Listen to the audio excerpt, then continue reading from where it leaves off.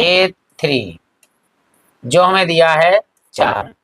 A3 का सूत्र क्या होता है, A प्लस 1D कम कर देते हैं तो 2D हो जाएगा, A प्लस 2D बराबर 4। 2D प्लस का इधर आके हो जाएगा माइनस का, A बराबर हो जाएगा 4 माइनस 2D। ये हो गया समीकरण नंबर हमारे पास 1। अगला दिया है नौवां पद है माइनस का 8, तो नौवां लिखेंगे, नौवां पद A9 बराबर दिया है माइनस का 8। A9 का मतलब क्या होगा, A प्लस 9 में से 1 किया तो कितने बचेंगे, 8D बराबर माइनस के 8।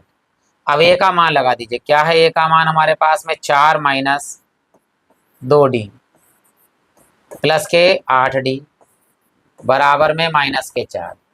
ये 4 प्लस के उधर आगे काय को जाएंगे, माइनस के। यहाँ देखिए 8D में से 2D माइनस के जाएंगे तो कितने बचेंगे, 6D बराबर में माइनस के 8, और ये प्लस के 4 जाके हो जाएंगे माइनस के 4। तो यहाँ हो गए 6D बराबर में, दोनों माइनस के हैं तो जुड़ जाएंगे, 8 4 कितने हो गए, 12।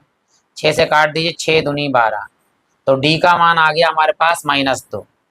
तो D बराबर -2। ये D का मान आ गया। समीकरण 1 में लगाएंगे तो A का मान आएगा। तो समीकरण 1 से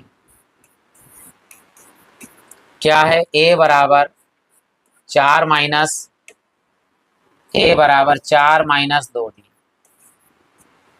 A बराबर 4 और -2, और D का मान कितना है, -2।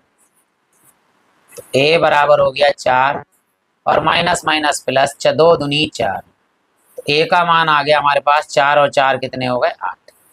A का मान भी आ गया, D का मान भी आ गया। कौन सा पद कह रहा है कि तो इसका कौन सा पद जो है वो शून्य, मान लेंगे, माना nवां पद शून्य, माना